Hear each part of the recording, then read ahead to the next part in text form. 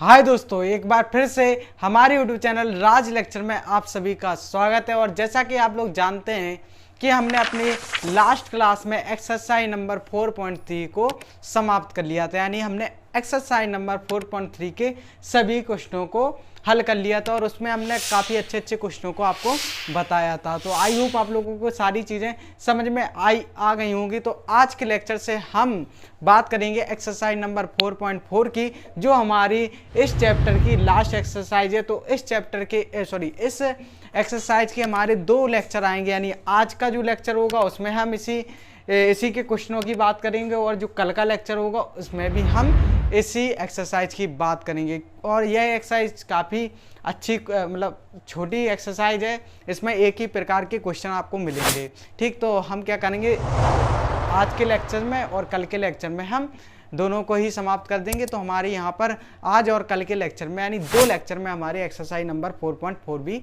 समाप्त हो जाएगी। फिर हम बात करेंगे अपनी यानी परसों से हम बात करेंगे chapter number 5 continuity and differentiability की। तो चलिए इसी के साथ शुरुआत करते हैं आज की वीडियो को। और जिसने कि अभी तक चैनल को सब्सक्राइब नहीं किया है वो चैनल को जाकर सब्सक्राइब कर ले, और वीडियो को लाइक नहीं किया है तो वीडियो को लाइक जरूर कर दे, और अपने दोस्तों में चैनल को शेयर करना ना भूलें। तो चलिए करते हैं अपने वीडियो को स्टार्ट। चलिए दोस्तों, तो हमारा जो पहला क्वेश्चन है एक्सरसाइज नंबर 4.4 का, जो हमारा पहला क्वेश्चन है वो है, कह रहा है कि निम्न समीकरण निकाय को आव्यूह विधि से हल कीजिए। तो हमें यहाँ पर 2 समीकरण दिए रखे हैं और कह रहा है कि इन दोनों समीकरणों को आव्यूह विधि से हल करना है। तो यहाँ पर अब बात आती है कि अपन लोगों ने किन्हीं भी 2 समीकरण निकायों को हाई स्कूल या फर्स्ट ईयर तक हमने केवल 3 प्रकार से इसको हल करना समझा है। हमने समझा है, देखो, एक तो प्रतिस्थापन विधि द्वारा समझा है, दूसरा विलोपन विधि द्वारा समझा है, तीसरा वज्र गुणन खंड विधि द्वारा हमने इन किन्हीं दो समीकरण निकायों का मान निकालना यानी इनको हल करना सीखा है। यानी 3 अभी तक हमने केवल 3 विधियों तक हम सीमित रहे, लेकिन अब हम एक और विधि जानेंगे जिसका नाम है आव्यूह विधि। मतलब अब हमें 2 समीकरण निकाय दिए रखूंगा जिससे हमें क्या निकालना होगा, जिससे हमें निकालना होगा इसका हल, यानी आव्यूह विधि द्वारा हम अब इनको हल करेंगे। तो चलिए करते हैं, इस क्वेश्चन को समझते हैं कि कैसे करना है। तो यहाँ पर सबसे पहले हमें आव्यूह बनानी होती है। कैसे? इसको हम 3 आव्यूह में परिवर्तित करेंगे। कैसे करेंगे समझिए। सबसे पहले जो हमारे चर हैं उनकी जो उनका जो गुणांक हैं, जो हमारे चर हैं इसमें उपस्थित, यानी दोनों ही आव्यूह की बात करेंगे। तो इसमें जो भी हमारे चर उपस्थित हैं, सबसे पहले चर उपस्थित है ना, सबसे पहले उस चर के जो गुणांक है ना, उनसे हम एक आव्यूह बनाते हैं। जैसे कि हमने यहाँ पर एक आव्यूह बनाई, कैसे? यहाँ पर जैसे x का गुणांक 3 है तो हमने यहाँ पर 3 लिख दिया, y का गुणांक -4 है तो यहाँ पर -4, यानी हमने यहाँ पर पहले समीकरण के यहाँ पर लिख दिया पहली रो में। दूसरा समीकरण है, दूसरे समीकरण के गुणांकों को दूसरे रो में रख देंगे। तो यहाँ पर x का गुणांक 2 और y का गुणांक 1। और आप ऐसा नहीं कर सकते कि x के गुणांक यहाँ पर लिखे तो यहाँ पर x के यानी दोनों ही x गुणांक यहाँ पर लिखेंगे। ऐसे यहाँ पर y के गुणांक जो भी थे हमने लिख दिया। फिर एक और आव्यूह बनाएंगे जिसमें हम लिखेंगे क्या, अब लिखेंगे हम जो हमारे चर उपस्थित हैं, हमारे समीकरण में जो भी चर उपस्थित होते हैं फिर हम उनको लिखते हैं। तो यहाँ पर हमने क्या किया था, यहाँ पर हम क्या करेंगे x फिर y, यानी यहाँ पर हमने दोनों ही चरों को से एक आव्यूह बना दी। फिर बराबर एक और आव्यूह ली, फिर अब जो हमारे बराबर में होते हैं उनसे एक आव्यूह बना लेते हैं। तो इस प्रकार हमारी ये 3 आव्यूह बन जाती हैं जिनके सहायता से हम इस क्वेश्चन को हल करते हैं। तो ये चीज़ आपको समझनी होगी कि जो हमारे चरों के जो गुणांक है उनसे हमें आव्यूह बनानी होगी पहले। फिर जो दूसरी आव्यूह बनेगी वो कैसे बनेगी, हमारे उनके जो चर हैं उनसे बनेगी, बराबर में जो उसके बराबर में जो लगा रहता है उससे बनेगी। तो हमने यहाँ पर 3 बना ली। अब यहाँ पर हम मानेंगे, जैसा कि हमने अपने लास्ट लेक्चर में अभी एक लास्ट क्वेश्चन ही था 13वां क्वेश्चन, उसमें हमने क्या इस आव्यूह को x मान लिया। तो उसमें आप ध्यान कीजिए, जब हमें 2y 2 क्रम की कोई आव्यूह निकालनी थी तो हमने एक आव्यूह को a मान लिया था, इसका x का तो उसमें मान निकालना नहीं था, लेकिन यहाँ पर हम इसको x मानेंगे, यहाँ पर इसको b मान लेंगे। तो यहाँ से हमारा जो क्वेश्चन है वह सरल हो जाएगा। चलिए इसको हमने मान लिया ये आव्यूह है ए, इसको हमने x मान लिया, इसको हमने b मान लिया। ठीक, तो अब हम इसको इस प्रकार लिख देंगे, इसको हम लिख देंगे ax बराबर लिख देंगे b के। ठीक, ताकि आप लोगों को थोड़ा सही लगे। हम चाहते तो ऐसे में भी कर सकते हैं, लेकिन ऐसे में थोड़ा आपको टफ लगता। लेकिन हमने क्या किया, इसको a मान लिया, इसको x, इसको b। तो चलिए यहाँ पर ax बराबर b आ गया। अब निकालेंगे यहाँ से x का मान, क्योंकि हमें कोई भी समीकरण को जब हम हल करते हैं तो उसका मतलब होता है कि हमें x और y के मान चाहिए। तो इसमें भी हम x और y के मान निकालेंगे, और x y के मान जब आएंगे जब हमारा x y अकेला हो जाएगा। तो यहाँ पर हम x बराबर लिख देंगे x बराबर b अपॉन a, और x बराबर b अपॉन a है। तो आप लोग जानते हैं जैसा कि हमने लास्ट लेक्चर में किया था, तो हम a को क्या कर देंगे, ऊपर ले जाएंगे, तो इसका क्या हो जाएगा, व्युत्क्रम। तो x बराबर हो जाएगा a इनवर्स b, और इसको मान लेंगे हम समीकरण फर्स्ट। हमने क्या किया, a इनवर्स b, यहाँ से a इनवर्स b निकाल लिया, x बराबर a इनवर्स b, जिसको हमने समीकरण फर्स्ट मान लिया। तो ये थी प्रोसेस। अब यहाँ से आप इस क्वेश्चन को हल कर सकते हैं, कैसे वो अभी हम बताएंगे आपको। ठीक, तो चलिए अब यहाँ पर मैंने x बराबर a इनवर्स b निकाल लिया, और यहाँ पर मैंने समीकरण फर्स्ट डाल दिया। अब यहाँ पर देखिए आपको क्या क्या पता है, आपको x पता है, a इनवर्स नहीं पता, आपको a इनवर्स नहीं पता, क्योंकि हमें केवल a पता है, a इनवर्स पता नहीं है। तो वो हम निकाल सकते हैं, आप लोग जानते हैं कैसे निकाल सकते हैं। b आपको दिया है, केवल आपको क्या निकालना है, a इनवर्स का मान निकालना है। तो चलिए अब एक a इनवर्स का मान निकाल लेंगे, फिर क्वेश्चन और ही सरल हो जाएगा। ए इनवर्स निकालना और आप लोग जानते हैं, चलिए निकालते हैं। तो इनवर्स निकालने के लिए सबसे पहले डिटर्मिनेंट ऑफ ए निकालेंगे। डिटर्मिनेंट ऑफ ए का मान कैसे आएगा, अब हम किसका निकाल रहे हैं, आप भी ए का निकालना है ना, तो आप भी ए में जाएंगे, देखेंगे कैसे निकालें। तो 3 का गुणा 1 में होगा 3, माइनस 4 को गुणा 2 में होगा माइनस के 8, और माइनस को गुणा माइनस तो प्लस का 8, और यहाँ पर हो जाएगा 8 3 11। तो यहाँ पर डिटर्मिनेंट ऑफ ए का मान है वह क्या आया, यहाँ पर आया डिटर्मिनेंट ऑफ ए का मान आया 11। तो हम लिख देंगे चूंकि determinant of A does not equal to 0 है, इसलिए दी गई आव्यूह एक व्युत्क्रमणीय आव्यूह है। और आप लोग जानते हैं कि व्युत्क्रमणीय आव्यूह का इनवर्स निकाला जा सकता है। तो चलिए आगे बढ़ते हैं। अब यहाँ पर यही चेक करने के बाद अब हम करते हैं उपसारणिक और सहखंडक निकालते। तो चलिए निकालते हैं उपसारणिक तथा सहखंडज, उपसारणिक तथा सहखंडज भी निकाल लेते हैं। तो चलिए सबसे पहले हम उपसारणिक निकालते हैं। तो निकालते हैं उपसारणिक a11, क्या आएगा a11, चलिए देखते हैं। तो a में देखना है ना, तो a के उपसारणिक निकाल ले, तो a में देखेंगे। चलिए उपसारणिक, पहली रो पहले कॉलम को छुपाइए, पहली रो पहला कॉलम छुपाया 1, a12, पहली रो दूसरे कॉलम को छुपाइए आया 2, a21, दूसरी रो पहले कॉलम को छुपाया आया -4, तो ये हो गया -4, और a22, दूसरी रो दूसरे कॉलम को छुपाएंगे, बचेगा क्या 3। तो यहाँ पर जो दूसरी रो दूसरे कॉलम को छुपाया, क्या बचा 3, तो 3 को यहाँ पर हमने लिख दिया। ओके, तो यहाँ पर हमने क्या निकाली, उपसारणिक निकाल लिए आव्यूह ए के। चलिए अब इसी से हम सहखंडज बनाना जानते हैं। 1 + 1 करेंगे आएगा 2, एक सम संख्या है तो इसमें कोई परिवर्तन नहीं होगा। 1 + 2 3, यानी एक विषम संख्या है तो हम इसमें परिवर्तन करेंगे, यानी जो प्लस का है वो हो जाएगा माइनस का। और यहाँ पर 2 + 1 करेंगे 3 एक विषम संख्या है तो यहाँ भी परिवर्तन होगा, तो यहाँ पर जो माइनस का है वह हो जाएगा प्लस का। ठीक, 2 + 2 होगा 4 एक सम संख्या है तो यहाँ पर भी कोई परिवर्तन नहीं हुआ। अब हमने यहाँ पर सहखंडज भी निकाली। अब सहखंडजों से प्राप्त आव्यूह भी ज्ञात कर लेते हैं। हम जानते हैं कैसे ज्ञात की जाती है, सहखंडजों से बनी आव्यूह। चलिए बनाते हैं बनी आव्यूह, देखते हैं क्या आती है। सहखंडजों से जो आव्यूह बनेगी वो हो जाएगी हमारी a बराबर हो जाएगी 1 - 2 4 3।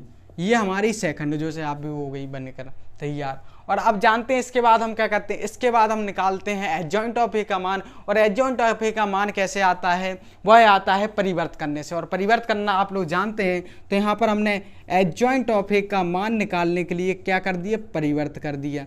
परिवर्त कर दिया तो आएगा हमारा 1 - 2 4 3।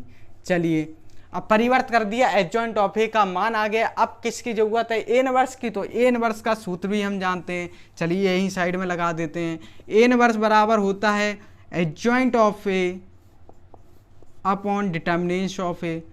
तो यहाँ पर एडजॉइंट ऑफ ए का मान क्या है हमारे पास 1 4 -2 3। ये हमारा एडजॉइंट ऑफ ए का मान है अपॉन डिटर्मिनेंस ऑफ ए का मान हमने शुरुआत में ही निकाला था, क्या है 11। तो यहाँ से जो हमारा ए इनवर्स का मान आया वो आया 1/11, जो हमारी बाबू में 1 4 -2 3। ये आ गया हमारे पास किसका मान, ए इनवर्स का मान हमारे पास आ गया। यानी अब हमें समीकरण फर्स्ट में यानी सभी चीज़ों की वैल्यू पता है, तो अब हम आराम से इसका मतलब x यानी x और y के मान ज्ञात कर सकते हैं। तो चलिए यहाँ पर हमने ए इनवर्स का भी मान निकाल लिया। ए इनवर्स का मान क्यों निकाला, क्योंकि यहाँ पर हमें समीकरण फर्स्ट में दे रखा था और उसमें जब हम पुट करेंगे तो यदि हमें पता नहीं होगा तो हम क्या करेंगे, तो यहाँ पर हमने ए इनवर्स का मान निकाल लिया। तो चलिए आप इसके साथ इसका स्क्रीनशॉट ले लीजिए, तो हम मिटालते हैं फिर आगे इसके बढ़ते हैं क्वेश्चन में, ठीक।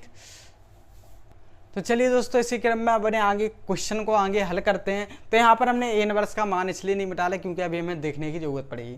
तो चलिए अब हमें सभी की वैल्यू पता चल गई, हमें पता चल गई एक्स की वैल्यू पता है, ए इनवर्स की वैल्यू भी हमने निकाल ली, बी की भी हमें पता है। तो चलिए अब क्वेश्चन को हल करते हैं, यानी एक्स और वाई के मान ज्ञात करते हैं। चलिए अब लेते हैं समीकरण फर्स्ट से, रखिए समीकरण फर्स्ट से। समीकरण फर्स्ट क्या हमारा, एक्स बराबर ए इनवर्स बी। चलिए आप वैल्यू रखिए, x का मान क्या है हमारे पास, x बाई बराबर ए इनवर्स का मान हम निकाला है 1/11 और 1 4 -2 3, और b का मान भी हमें पता है क्या है 2 और 5। ये हमने निकाला, यानी हमने सभी वैल्यू को पुट कर दिया। अब इसको तो आप हल कर सकते हैं, तो चलिए करते हैं हल इसको। तो x और y बराबर 1/11 हल कीजिए, रो मल्टीप्लाई बाई कॉलम से, पहली रो का सभी कॉलमों में। तो यहाँ पर तो एक ही कॉलम है, तो चलिए 1 का गुणा 2 में होगा 2 और 4 का गुणा किस में होगा 5 में, तो यहाँ पर प्लस लगा लो, पहले 5 चौक 20 हो गया। अब चलिए अब दूसरी रो का पहले एक ही कॉलम है तो सीधा सीधा होगा, -2 का 2 में करेंगे तो क्या हो जाएगा -4 और प्लस लगाया, 3 का गुणा 5 में होगा 5 3 15। तो ये आ गया अपना। आगे बढ़ेंगे तो आएगा इसी के साथ x बाई बराबर 1/11। आगे बढ़ेंगे तो 2 + 20 हो जाएगा 22, और -15 में हम 4 घटाएंगे तो क्या बचेगा हमारे पास 11। अब यहाँ पर आप लोग देख रहे होंगे कि इस आव्यूह में हमें 11 का भाग देना है, और आप जानते हैं कि किसी भी आव्यूह में हम जब किसी अवयव का गुणा या भाग करते हैं तो उस अवयव का उस आव्यूह के प्रत्येक पद में उसका गुणा या भाग होता है, ये आप लोग जानते हैं। तो चलिए 11 का भाग दोनों पदों में हो जाएगा, यानी आव्यूह में उपस्थित प्रत्येक पद में हो जाएगा। तो x बाई बराबर हो जाएगा 11 का भाग देंगे तो आएगा 2 1। और अब आप लोग जानते हैं कि यदि कोई दो आव्यूहों का क्रम है जो आपस में बराबर होता है, तो उन दोनों आव्यूह में उपस्थित संगत पद आपस में बराबर होते हैं। तो यहाँ से x का मान आ जाएगा 2, यहाँ से आ जाएगा x का मान 2 तथा और y का मान आ जाएगा 1। कैसे आ जाएगा, हमने आव्यूह की प्रॉपर्टीज में पढ़ा है कि यदि कोई दो आव्यूह का क्रम आपस में समान है तो उन दोनों आव्यूह में उपस्थित संगत पद आपस में बराबर होते हैं। ये चीज़ें हम पढ़ चुके हैं आव्यूह के प्रॉपर्टी में। तो जिसने भी अभी तक नहीं पढ़ा है तो अभी जाइए और हमारे आव्यूह वाले चैप्टर को देखिए, तभी आपको ये चैप्टर समझ में आने वाला है। तो चलिए इसी के साथ जो हमारे एक्सरसाइज नंबर 4.1 का पहला क्वेश्चन समाप्त हो जाता है। तो यहाँ पर और आपको ये भी बता दें कि जो हमारे चैप्टर्स की सभी लिंक है वो हमारे नीचे डिस्क्रिप्शन बॉक्स में पड़ी हुई हैं, आप जाइए, आपको सारी चीज़ें लाइन बाय लाइन से मिलने वाली हैं। तो चलिए आप बढ़ते हैं अपने अगले क्वेश्चन की ओर। चलिए दोस्तों, तो इसी क्रम में आप बात कर लेते हैं अपने दूसरे क्वेश्चन की। तो यह क्वेश्चन भी हमारा थोड़ा उसी मतलब वैसे ही हमें सभी इस एक्सरसाइज में सभी क्वेश्चन हमें ऐसे ही मिलने वाले हैं। तो अब हमने 2/2 की आव्यूह को हल करना सीखा था, वो भी आव्यूह विधि द्वारा।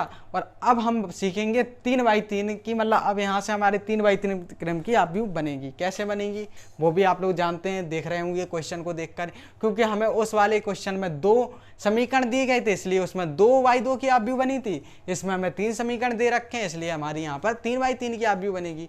चलिए तो यहाँ पर आव्यूह को सबसे पहले बनाते हैं, और कैसे बनाते हैं आप जानते हैं। सबसे पहले वह आव्यूह बनेगी जिसमें यानी गुणांकों के चरों के गुणांकों को हम रखते हैं। कैसे रखते हैं वो भी आप लोग जानते हैं। चलिए रखते हैं। तो यहाँ पर हो जाएगा 1 1 1, और यहाँ पर हो जाएगा 1 -1 1, यहाँ पर 2 1 -1। ये हमारी आव्यूह बन गई एक। अब दूसरी आव्यूह हम कैसे बनाते हैं, सभी चरों को लिख लेते हैं x y z, बहुत ही सिंपल सा तरीका है, बराबर। फिर तीसरी आव्यूह बनाते हैं 6 2 1, लो जो हमारे बराबर में लिखे होते हैं, और ले ये हमारी क्या बन गई, आव्यूह तैयार हो गई बनकर। चलिए ये हमारी आव्यूह बन गई। अब हम मान लेते हैं, जैसा कि हमने अपने पिछले क्वेश्चन में माना, इसको हमने मान लिया x, इसको मान लिया इसको मान लिया a, इसको मान लिया x, इसको मान लिया b। ठीक, तो यहाँ पर हमने इसको इस आव्यूह को a मान लिया, इस आव्यूह को x मान लिया, इस आव्यूह को b मान लिया। क्यों मान लिया, क्योंकि हमें क्वेश्चन सरल लगने लगे।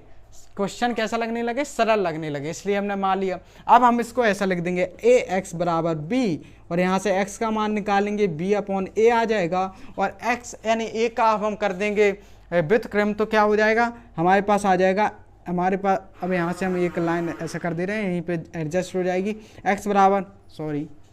x बराबर हो जाएगा हमारा a इनवर्स b।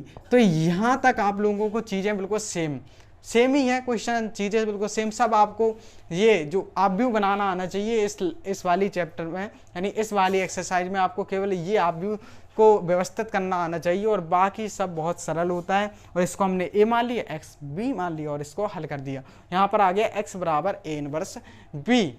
चलिए अब यहाँ पर देखिए, आप लोगों को x का मान पता है, a इनवर्स का मान निकालना पड़ेगा, क्योंकि हमें पता नहीं है, क्योंकि हमें केवल a का मान पता है, b का मान भी पता है। तो यानी हमें a इनवर्स का मान, यानी हमारा मेन टास्क यही है कि हमारा क्या, a इनवर्स का मान हमें नहीं पता, जिसको हमें ज्ञात करना है। तो चलिए अभी हमने इतनी एक्सरसाइजों में, अगली जो पिछली एक्सरसाइज थी उसमें हमने 3/3 2/2 सभी आव्यूह को कई प्रकार से हमने क्या किया था, उनका इनवर्स निकालना सीखा था, यानी कई क्वेश्चनों का इनवर्स निकालना सीखा था।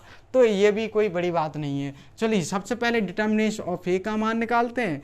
चलिए निकालते हैं। तो यहाँ पर डिटर्मिनेंट ऑफ ए का मान हो जाएगा, चलिए डिटर्मिनेंट ऑफ ए का मान निकालते हैं। तो छुपाया पहले अवयव को, पहला अवयव छुपाया, तो क्या हो जाएगा, यहाँ से जल्दी जल्दी करते हैं। 1 -1 का गुणा -1 में प्लस का 1, और -1 का गुणा 1 में 1, प्लस लगाया माइनस लगाया, क्योंकि यहाँ पर माइनस आता है। अब आमने सामने छुपाया, क्या बचा, 1 का -1 में गुणा होगा, क्या हो जाएगा -1, और यहाँ पर आमने सामने छुपाया, 2 का गुणा 1 में होगा, तो यहाँ पर -2। ठीक, और यहाँ पर प्लस, फिर 1 लगाया, ब्रैकेट, आमने सामने छुपाया, 1 का 1 में गुणा होगा 1, माइनस चिन्ह लगाया, 2 का -1 में गुणा होगा -2, और माइनस का गुणा माइनस में होगा +2 हो जाएगा। आगे बढ़ते हैं। तो डिटर्मिनेंट ऑफ ए का मान, -1 से +1 कैंसिल, यहाँ पर 0 हो गया, 0 को गुणा 1 में होगा 0 आएगा। अब यहाँ पर -1 और -2 जुड़कर क्या हो जाएगा, -3, और -3 का गुणा -1 में होगा, तो हो जाएगा +3 हो जाएगा। और यहाँ से 2 1 3, और 3 का गुणा 1 में होगा 3, तो यहाँ पर +3 हो जाएंगे। यानी हमारे पास आया डिटर्मिनेंट ऑफ ए का मान आया, क्या आया, डिटर्मिनेंट ऑफ ए का मान आया 6, और 6 है, यानी हम कह सकते हैं चूंकि determinant of A does not equal to 0 है, कह सकते हैं, इसलिए दी गई आव्यूह एक व्युत्क्रमणीय आव्यूह। और अब जानते हैं कि व्युत्क्रमणीय आव्यूह का इनवर्स निकाला जा सकता है। चलिए ये चीज करने के बाद हम जानते हैं क्या करते हैं, अब निकालते हैं हम उपसारणिक तथा सहखंडज। चलिए उपसारणिक तथा सहखंडज भी निकाल लेते हैं। उपसारणिक तथा सहखंडज, उपसारणिक तथा सहखंडज भी हम निकाल लेते हैं। तो उपसारणिक और तथा सहखंडज, उपसारणिक क्या है हमारा, चलिए निकालते हैं। उपसारणिक पहला निकालेंगे, उपसारणिक A11, पहली रो पहले कॉलम को छुपाइए, पहली रो पहले कॉलम को छुपाइए। चलिए करिए, -1 का गुणा -1 में होगा +1, माइनस लगाया, 1 का गुणा 1 में होगा 1 बराबर 0 हो जाएगा। अब दूसरा निकालते हैं, तो A12 पहली रो दूसरे कॉलम को छुपाइए, पहली रो दूसरे कॉलम को छुपाया, 1 का गुणा -1 में -1 माइनस 2 का गुणा 1 में -2 हो जाएगा, और यहाँ पर -3 हो जाएगा। चलिए आगे बढ़ते हैं, A13 निकालते हैं, पहली रो तीसरे कॉलम को छुपाएंगे, तो 1 का गुणा 1 में होगा 1 माइनस 1 का गुणा 2 में होगा तो हो जाएगा -2, और माइनस का गुणा माइनस में होगा तो यहाँ पर हो जाएगा +2, तो यहाँ पर हो जाएगा जुड़कर 3। और A21 अब आएगी A21 यानी दूसरी रो पहले कॉलम को छुपाएंगे, तो बचेगा 1 1 1 -1, 1 का गुणा -1 में -1 माइनस 1 का गुणा 1 में -1 हो जाएगा यहाँ पर, क्योंकि माइनस ऑलरेडी, तो यहाँ पर हो जाएगा -2। यहाँ से निकालेंगे A22 देखेंगे दूसरी रो दूसरे कॉलम को छुपाएंगे, तो 1 का गुणा -1 में होगा -1 माइनस 1 का गुणा 2 में होगा 2, तो यहाँ पर हो जाएगा -3 आ जाएगा। चलिए अब निकालते हैं A23, अब छुपाएंगे दूसरी रो तीसरे कॉलम को, तो बचेगा 1 का गुणा 1 में होगा 1 माइनस 1 का गुणा 2 में होगा 2, तो यहाँ पर 2 आ जाएगा, और यहाँ पर 1 में से 2 हटाएंगे तो आएगा -1। अब लगाया A31 यानी अब तीसरी रो पहले कॉलम को छुपाएंगे, तीसरी रो पहले कॉलम को छुपाया, 1 का गुणा 1 में होगा 1 माइनस 1 का गुणा -1 में तो माइनस का 1, और माइनस 1 का गुणा माइनस में होगा तो यहाँ पर हो जाएगा +1, और हो जाएगा यहाँ पर 2। अब निकालते हैं A32 क्या है, तीसरी रो दूसरे कॉलम को छुपाएंगे, तो वो 1 का गुणा 1 में 1 माइनस 1 का गुणा 1 में 1, तो यहाँ से +1 माइनस के 1 से कैंसिल, और यहाँ आ जाएगा अपना 0। अब जो हमारा लास्ट है वो है A33, अब छुपाएंगे हम तीसरी रो तीसरे कॉलम को, तो यहाँ पर हो जाएगा हमारा 1 का गुणा -1 में होगा -1 माइनस 1 का गुणा 1 में हो जाएगा 1, और यहाँ से हो जाएगा -2। और ये चीज़ हम बहुत जल्दी इसलिए करवा रहे हैं क्योंकि अभी हमने इतने क्वेश्चनों को हल किया है कि अब हम बता नहीं सकते, क्योंकि हमने अभी एक्सरसाइज नंबर 4.3 में ऐसी प्रकार के ऐसे ही कम से कम 10 क्वेश्चन को हमने हल कर चुके हैं, तो अब हम थोड़ा स्पीड में बात करेंगे। तो चलिए यहाँ पर हमने उपसारणिक निकाली, अब इसी से हम क्या सेकंडज निकालना हम लोग सीख चुके हैं, तो यहाँ से हम सेकंडज भी निकाल लेंगे। तो सेकंडज निकालेंगे तो 1 + 1 क्या है 2 यानी सम संख्या, तो इसमें कोई परिवर्तन नहीं होगा। 1 + 2 3 एक विषम संख्या, इसमें परिवर्तन होगा, यानी जो माइनस का है वह हो जाएगा हमारा प्लस का, ठीक है, क्योंकि यहाँ पर माइनस है ऑलरेडी, और माइनस हम लगा देते हैं यानी ऋणात्मक करते हैं, तो माइनस का होगा माइनस में होगा प्लस, तो यहाँ पर जो माइनस की चीज़ है प्लस, यानी सीधी बात यदि विषम आए तो चिन्ह परिवर्तन हो जाता है, खत्म। विषम आए, यदि अनुलग्नों का जोड़ विषम आए तो सीधा कहते हैं मतलब कि उनका जो चिन्ह परिवर्तन यानी प्लस हो तो माइनस, माइनस हो तो प्लस, सीधी बात। यहाँ पर 1 + 3 करेंगे आएगा 4 है सम संख्या, तो कोई परिवर्तन नहीं। 2 + 1 कैसी 3, 2 + 1 3 एक विषम संख्या है, तो जो माइनस का है वो हो जाएगा प्लस का, और यहाँ पर 2 + 2 4 एक सम संख्या है, कोई परिवर्तन नहीं। यहाँ पर जो माइनस का 3 है वो माइनस का 3 ही रहेगा। 2 + 3 5 एक विषम संख्या है, तो यहाँ पर जो माइनस का 1 है वो हो जाएगा प्लस का 1। अब हम सेकंड निकाल रहे हैं, आप लोग देख रहे होंगे, तो यहाँ पर 3 + 1 करेंगे आएगा 4 जो कि सम संख्या है, तो यहाँ पर कोई परिवर्तन नहीं। 3 + 2 5 एक विषम संख्या है, यहाँ पर परिवर्तन होना चाहिए, लेकिन यहाँ पर 0 है, तो 0 ना तो धनात्मक होती है ना तो ऋणात्मक, तो उसको वैसे ही रहने देते हैं। और यहाँ पर 3 + 3 करेंगे, ये हमारा 3 है, 3 + 3 करेंगे आएगा 6 एक सम संख्या है, इसमें कोई परिवर्तन नहीं होगा, माइनस का 2 है तो माइनस का 2 ही रहेगा। चलिए अब यहाँ पर हम निकाल लेते हैं सहखंडजों से बनी आव्यूह, सहखंडजों से निर्मित आव्यूह भी हम यहाँ पर बना लेते हैं। तो चलिए आप लोग इसका स्क्रीनशॉट ले लीजिए, तो यहाँ पर हम साइड में बताएंगे और किसका सहखंडजों से बनी आव्यूह निकालेंगे, फिर उससे एडजॉइंट ऑफ, फिर उससे ए इनवर्स का मान भी निकाल लेंगे। चलिए दोस्तों अब बनाते हैं सहखंडजों से निर्मित आव्यूह। क्या बनाते हैं? सहखंडजों से बनी आव्यूह।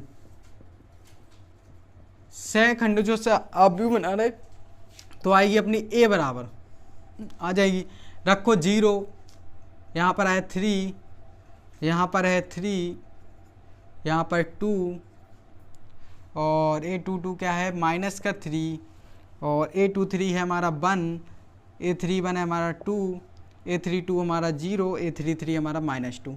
ये हमने सहखंडों से बनी आव्यूह को ज्ञात कर लिया, यानी हमने यहाँ पर सहखंडों जो निकाले थे उससे हमने एक आव्यूह बना ली। अब हम इनको मिटाल देते हैं और आगे बढ़ते हैं। और आप लोगों ने स्क्रीनशॉट तो ले ही लिया होगा इसका, तो अब हमने मिटा लिया। चलिए अब हम निकालेंगे एडजॉइंट ऑफ ए का मान, और एडजॉइंट ऑफ ए का मान आप लोग निकालना जानते हैं। चलिए एडजॉइंट ऑफ ए का मान निकालेंगे, परिवर्त कर देंगे, कीजिए परिवर्त। तो आप चाहे किसी आप कॉलम को रो में चेंज कर दीजिए, चाहे रो को कॉलम में, आपकी इच्छा। तो 0 3 3 2 -3 1 2 0 -2, ये हो गया हमारा एडजॉइंट ऑफ ए का मान। और अब इसके बाद आप लोग जानते हैं क्या करेंगे, ए इनवर्स बराबर होता है हमारा adjoint of A upon determinant of A. और एडजॉइंट ऑफ ए का मान क्या है, एडजॉइंट ऑफ ए का मान हम जानते हैं, हमें दिख रहा है क्या है हमारे पास 0 2 2 3 -3 0 3 1 -2, ये हमारा एडजॉइंट ऑफ ए का मान अपॉन डिटर्मिनेंट ऑफ ए का मान है हमारे पास, हमने मिटा दिया है। तो हमारे पास डिटर्मिनेंट ऑफ ए का मान है था 6, हमारे डिटर्मिनेंट ऑफ ए का मान आया था 6। और अब इसको हम साइड में ही करे दे रहे हैं यहीं पर। तो डिटर्मिनेंट ऑफ ए का तो यहाँ से ए इनवर्स का जो मान निकल कर आया है वो आया है 1/6 0 2 2 3 -3 0 और 3 1 2। तो ये है हमारा क्या, ए इनवर्स का मान। यहाँ पर हमने ए इनवर्स का मान निकाल लिया है, क्या है 1/6 0 2 2 3 -3 0 3 1 2। तो यहाँ पर हमने ए इनवर्स का मान निकाल लिया। अब हम इस समीकरण फर्स्ट में पुट कर देंगे, क्योंकि हमें एक्स का मान पता है, ए इनवर्स का मान हमने निकाल लिया है, और बी का मान हम है पता। तो चलिए अब इसको हल करते हैं। तो आप इसका स्क्रीनशॉट ले लीजिए, तो साइड में मिटाते हैं और अपने क्वेश्चन को हल करते हैं। तो चलिए दोस्तों अब लेते हैं समीकरण फर्स्ट को, तो लिखते हैं समीकरण फर्स्ट से, समीकरण फर्स्ट क्या है हमारा एक्स बराबर ए इनवर्स बी, एक्स बराबर ए इनवर्स बी। चलिए तो रखते हैं मान, एक्स का मान है हमारे पास x/z और बराबर है यहाँ पर ए इनवर्स बी का मान। ए इनवर्स बी का मान है हमारे पास 0 2 2 3 -3 0 3 1 2, और यहाँ पर b का मान है हमारे पास 6 2 1, रखते हैं 6 2 1। ये हमारे पास जो वैल्यू पता थी हमने सारी पुट कर दी। अब आगे बढ़ते हैं। अब इसका मान था 1/6 और लगा था, तो यहाँ पर हमने 1/6 और लगा दिए। चलिए अब हम करते हैं रो मल्टीप्लाई बाई कॉलम से, कॉलम वाले मेथड से इस क्वेश्चन को हल, क्योंकि यहाँ पर हमें क्या करना पड़ रहा है, दो आव्यूहों का गुणनफल करना पड़ा है। और आप जानते हैं इसका कैसे किया जाता है, हमने आव्यूह वाले चैप्टर में ऐसे कई क्वेश्चनों को हल किया है। तो चलिए यहाँ पर हम हल करेंगे। तो आएगा, देखो पहली रो का कॉलम में गुणा, 0 का 6 में होगा 0 प्लस 2 का 2 में होगा 4 प्लस 2 का 1 में होगा 2। दूसरी रो का कॉलम में तो 3 का 36 18 प्लस -3 का 2 में होगा -6, माइनस का प्लस में होगा -6 हो जाएगा, प्लस 0 का 1 में 0, 3 का 6 में 36 18 प्लस 1 का 2 में 2 प्लस का 2, 2 का 1 में प्लस के 2। चलिए आगे बढ़ेंगे। तो आगे हो जाएगा हमारा x/z बराबर, अब यहाँ पर 1/6 इसको जोड़ेंगे, 4 2 6 8 में 18 में से 6 जाएगा 12, और 4 2 2 4 18 4 22, सॉरी 18 4। तो दोस्तों यहाँ से हम पे एक गलती हो गई, यहाँ पर एडजॉइंट ऑफ ए का मान, आप पीछे आपने जो स्क्रीनशॉट लिया होगा आप लोगों ने देखा होगा कि यहाँ पर माइनस होना चाहिए था, या उसमें नहीं होगा, तो हमसे कोई गलती हो गई तो आप लोग चेक कर लेना। यहाँ पर होना चाहिए था माइनस का, और होगा तो हमने यहाँ पर लिखने में गलती कर दी। तो यहाँ पर -2, यहाँ भी -2 हो जाएगा, और यहाँ से अब हम गुणा करेंगे तो -2 का 1 में होगा तो यहाँ पर आएगा माइनस के, तो यहाँ से -2 से प्लस का 2 कैंसिल हो जाएगा, पर बचेगा 18। तो ये चीज़ हमारे पास बचेगी। अब इसके आगे हल करेंगे तो हमारे पास आ जाएगा, अब क्या है 6 का भाग देना है आव्यूह में, तो सभी पदों में होगा, आप लोग जानते हैं। तो यहाँ से हो जाएगा x/z बराबर हो जाए 6 का भाग दीजिए सभी पदों में, तो यहाँ पर हो जाएगा बचेगा 1 2 3, क्या बचेगा 1 2 3, 6 का 1 में 6 में जाएगा एक बार, 6 का 12 में जाएगा 2 बार, 6 का 18 में जाएगा 3 बार। तो यहाँ पर हमारा आ जाएगा 1 2 3।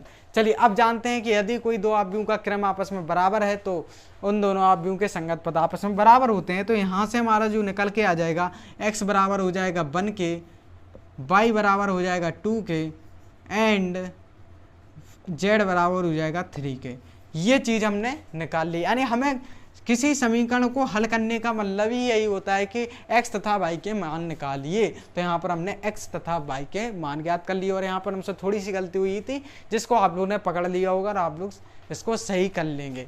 तो चलिए अब जो हमारा क्वेश्चन नंबर दूसरा है आज के लेक्चर का, वह यहाँ पर समाप्त हो जाता है। तो आज के लेक्चर में हमने 2 क्वेश्चनों को सीखा, यानी एक्सरसाइज नंबर 4.4 के 2 क्वेश्चनों को हल किया। और आप लोगों को मैं बता दूं कि एक्सरसाइज नंबर 4.4 में इसी प्रकार के क्वेश्चन हैं, इससे अलग कोई क्वेश्चन नहीं आएंगे। बस 2x2 का क्वेश्चन है, 3x3 के क्वेश्चन है। तो इसी प्रकार के आपको सभी क्वेश्चन मिलेंगे, यानी आपको 2 समीकरण निकाय दिए जाएंगे या 3 दिए जाएंगे। और हमने आपको दो समीकरण निकायों के भी हल करके बता दिए और 3 समीकरण निकायों के समीकरणों को हल करना भी बता दिया। तो यहाँ पर आज के लेक्चर में हमारा क्या खत्म हो जाता है, यहाँ पर 2 क्वेश्चन, यानी इसी के साथ हम एक्सरसाइज नंबर 4.4 के हमने हालांकि सभी क्वेश्चनों को हल कर लिया है, क्योंकि सभी क्वेश्चन आपके इसी प्रकार के हैं। तो हमने अभी सोच रहा था कि हम अपने एक्सरसाइज को यानी समाप्त कर देते हैं, क्योंकि इस प्रकार एक ही प्रकार के क्वेश्चन है तो आप लोग लगा सकते हैं। तो अब हम सोचे हैं कि कल ही से अपना नया चैप्टर स्टार्ट कर दिया जाए ताकि आप लोगों को कोई दिक्कत ना हो, क्योंकि इसी प्रकार की आपको कोई दिक्कत होती है तो आप हमें कमेंट बॉक्स में बताइए, तो हम आपको वो भी बता देंगे। लेकिन वैसे हमारे हिसाब से कोई ज़रूरत नहीं है, सभी एक ही प्रकार के क्वेश्चन हैं। तो मिलते हैं अपने अगली वीडियो में, जिसमें हम कल से स्टार्ट करेंगे chapter number 5 continuity and differentiability, सांतत्य एवं अवकलनीयता इसको हिंदी में कहते हैं।